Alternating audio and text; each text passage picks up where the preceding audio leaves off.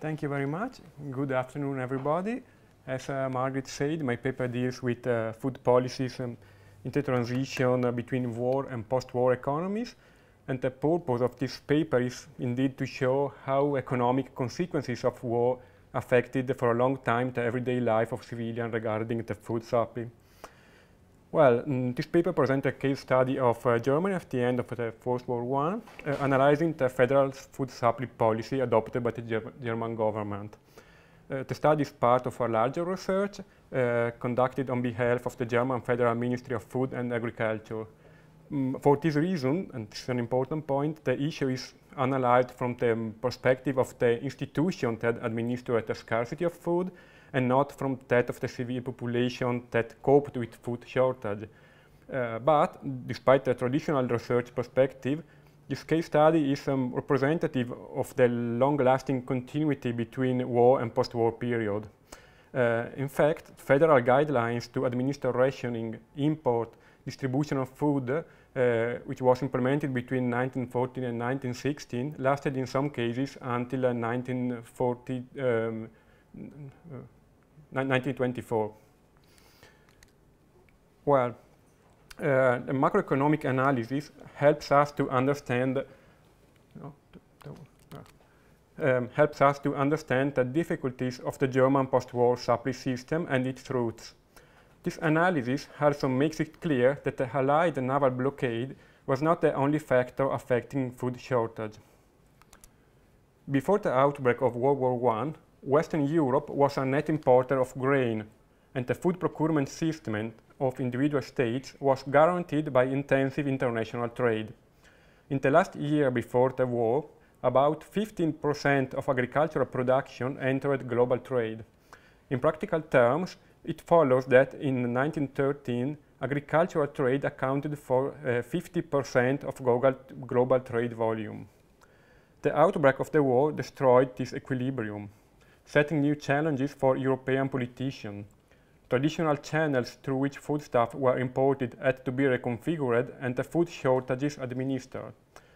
The degree to which individual countries depended on international trade in agricultural produce varied according to area and how specialized domestic agricultural production was. Germany, for example, which profited from one of the most developed agriculture of the continent, was self-sufficient for about 80% of its theoretical needs. In particular, it had to import, mainly from Russia and overseas countries, about 2/3 of the fodder needed to support its livestock industry and other products. This made Germany dependent on foreign trade, despite the enormous qualitative and quantitative growth of its domestic agriculture in the last 4 decades. As we have heard in the last few hours, the war prompted all European countries to address the problem of sourcing foodstuff. This situation was particularly alarming for Germany, which was not self-sufficient before the war and which could not be supplied on the foreign market, except for limited extent.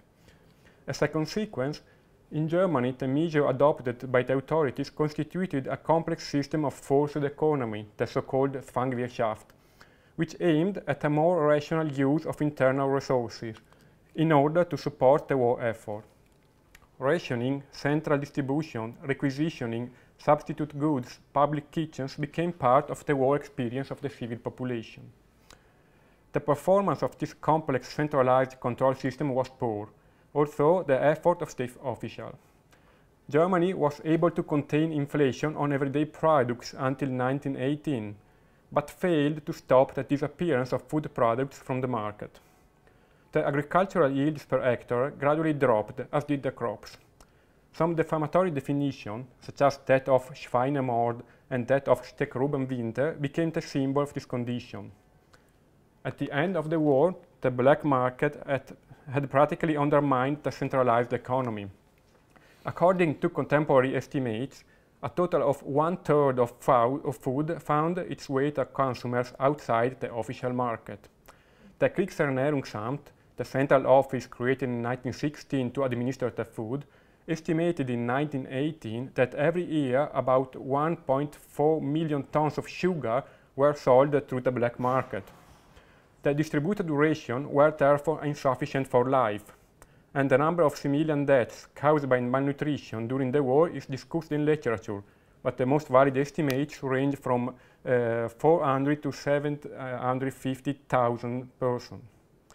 The tense situation in producer-consumer relation reflected the black market's reliance as the only way to counter food shortages.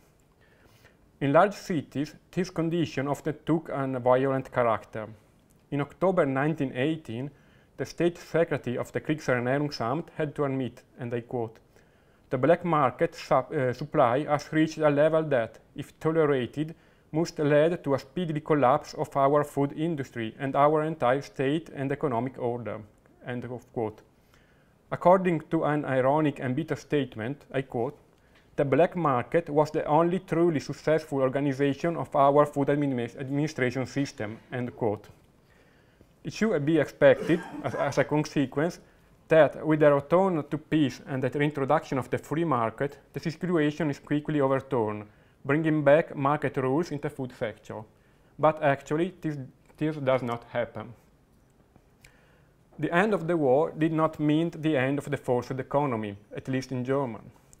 Numerous circumstances made the return to free market habits and rules slow and difficult. The food shortage was in fact a feature of many European economies for years after the conflict, but in Germany these circumstances lasted years.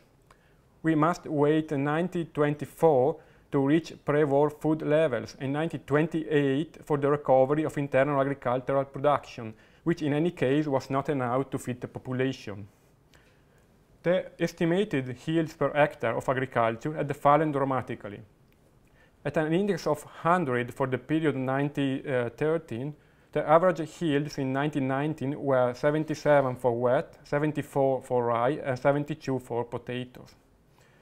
Furthermore, the global economic context had radically changed. As a result, state policy governing the control of imports and production, setting sales price, rationing, and fighting the black market lasted for a long time. Firstly, the economic blockade of the Central Powers, as already said, was only lifted after the signing of the peace treaties. So several countries had very little opportunity to buy agricultural produce abroad, even at the end of the conflict. Moreover, when the naval blockade was removed, a slump in international trade was recorded, along with, in some cases, an evident credit squeeze. Finally, after the peace treaty, Germany experienced a population decline of 10%. However, the territorial cession caused a loss of 15% of agricultural land. The difficulties in importing foodstuff through traditional trade channels were only partially relieved by humanitarian aid sent to Europe through the American Relief Administration. In a situation of low domestic agricultural yields Europe-wide, this situation forced government, and especially the new governments of Germany and German Austria, to keep the forced economy firmly in place. In order to stop all revolutionary uprising and limit as far as possible the internal war being waged between producer and consumers, it became even more imperative to rely on rationing as a fair means of distribution. The agreement signed in Brussels on 15 March 1919, which allowed Germany to import up to 270 tons per month of foodstuff, did not solve the food shortage at its roots. Before the war, in fact, Germany imported 9 million tons of foodstuff every year. Given this situation, the food shortage worsened during 1919. Farmers responded by hiding their supplies and by illegally selling food in more profitable markets. In Bavaria, for example, deliveries of bred grain to the Kommunalverband München dropped from 400,000 tons for the year 1980-1990 to the half for the following years.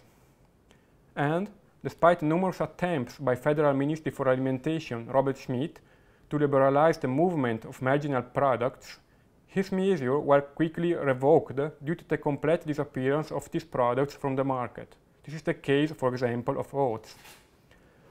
That meant that people had to wait until the summer of 1920 to see the first decisive provision made for the withdrawal of meat and potatoes from the forced economy in Germany. implemented by the new minister, Andreas Hermes. In fact, as soon as the trade in agricultural products was liberalized, its price rose quickly, given the high demand, and became unavailable for the great mass of the population. The limited movement of foodstuff was a result of the radical change that the European trading structure has undergone after the war. The great empires of Eastern Europe had disappeared from the map of Europe. The new borders, redesigned by the peace treaties, did not consider pre-existing economic areas or spaces, but were based on national and political consideration. Therefore, there were major economic handicaps in Eastern Europe, which also concerned food supply. Once the borders were redrawn, 38 independent economic units replaced the pre-war 26, and 27 currencies were in use instead of the pre-war 14 currencies. Finally, the frontiers, with their tariff borders, increased by 2,000 kilometers. So, even without considering the delayed end of the naval blockade or the continuation of war and military occupation in Eastern Europe and in the Rhineland, the economic situation of countries emerging from the war in a new international market scenario prevented a rapid return to the free market. The reasons were associated with the difficulties in accessing credit, in a situation in which currencies were drastically depreciating, as in Germany. This led to difficulties in financing the importation of the enormous quantity of foodstuff that could not be produced internally. As a consequence, domestic production remained at 1918 levels, but it was not possible to cover the entire deficit with imports. The population had to wait until the harvest of August 1919 to experience a partial increase in the average daily calorie count, which was estimated in 1,700, compared to the previous year's value of 1,100. In a memorandum of November 24 in the year 1920, the new minister, Andreas Hermes, clarified the limits associated with the purchase of grain abroad. Since the harvest was insufficient to maintain the supply of bread grain, I quote, "the import of 2 million tons of grain will be required." End quote. Financing the import was problematic because of the prices of foreign grain remained very high. In Germany, the end of total requisitioning of the cereal harvest did not come until April 1921, and then was replaced by the obligation to deliver a considerable share of the harvest, that's about 2.5 million tons, at a fixed price set by the state. This measure, which served to protect urban consumers, made it impossible, however, to recover the agricultural sector, given that cereals were purchased from the state at low prices, and farmers were not in a position to invest the gains in technical improvements. Only in October 1920 did meat and potatoes rationing come to an end, even if the subsidized distribution of imported meat and potatoes continued. This picture was made even more unpredictable by the increasingly hyperinflation crisis and, on the other hand, by the occupation of the Rhineland after the non-payment of war reparation. The phenomenon of hyperinflation, which characterized in 1922-1923 Germany, has been much studied in its financial and political characters, but little from agriculture and food point of view. In fact, given the insecurity of prices and fluctuating costs, which hindered rational economic action, many farmers, in such an uncertain situation, resorted to practices used during the war period. Trade degenerated into an exchange system in which the speculative and illegal activities of the black market began to spread again. The social conflict became increasingly harsh. The limits of government action turned out to be clear. According to what the State Secretary at the Federal Ministry of Agriculture, Heinrici, wrote to the Chancellor in Berlin in March 1922, I quote, "Every third German is dependent on foreign imports for their own food," end quote.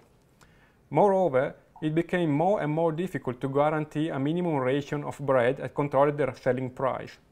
In the marketing year 1921-1922, about 3.5 million marks has been made available by the Finanzministerium for the distribution of bread at a fair price. However, this fixed price could not have been maintained as the currency devaluated. In the worst scenario, which the ministry expert assumed to be at an exchange rate of 3,000 Reichsmark per dollar, it would have cost nearly 23 billion Reichsmark. The situation was far worse in reality.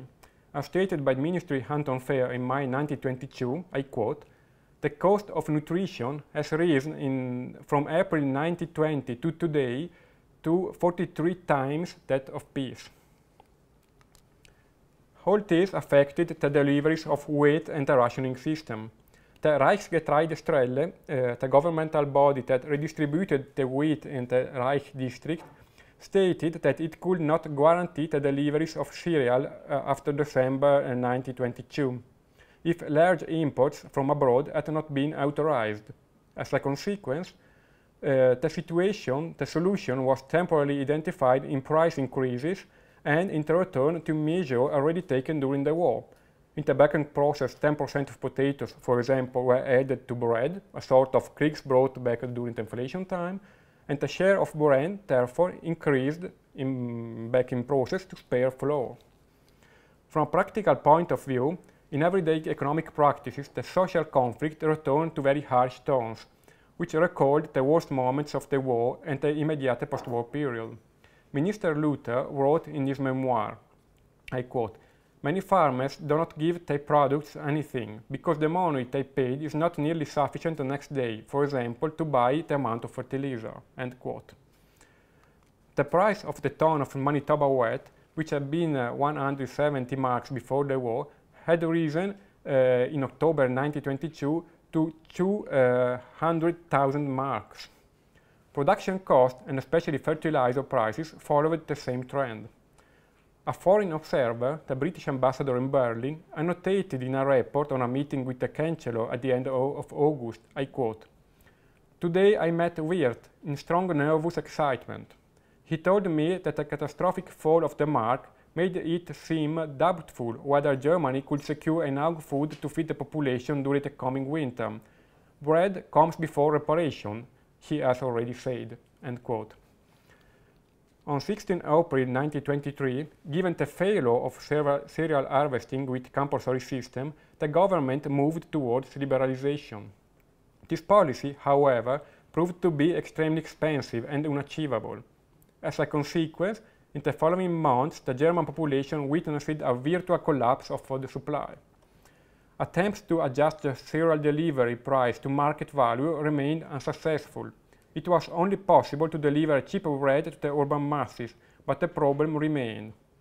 Therefore, it was necessary to rely on import, which was, however, hampered by the difficulties in obtaining foreign currency. The situation, which has now become unsustainable from the point of view of food, with the collapse of the delivery and distribution system, found a definitive solution in the decision taken on 26 September by Stresemann, who announced the end of the battle for the Ruhr. On 15 October, the government issued the order of establishing the Rentenmark.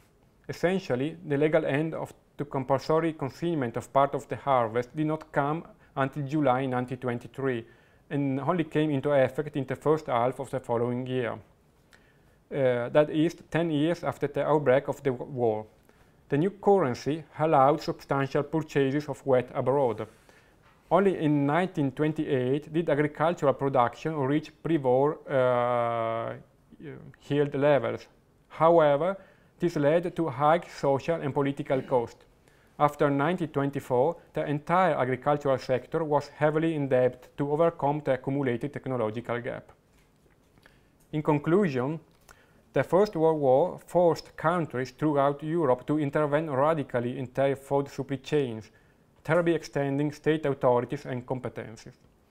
Measures to control prices, rationing, centralized distribution, requisitioning, and steering agricultural production became a routine for both consumer and producer. These controlled economic measures, which were the result of the emergency brought about by the war, did not disappear when the war ended. The analysis of the German case shows how, for a long time afterwards, countries continued to affect the daily lives of their citizens where food was concerned. For a period that, in some cases, lasted as long as 10 years, ordinary people were forced to live with shortages, rationing, and maximum price. When peace was restored, the administrative structures created during wartime to manage the food emergency took far longer to dismantle than the time required to demobilize the armed force. And at the end, I thank you very much for your attention.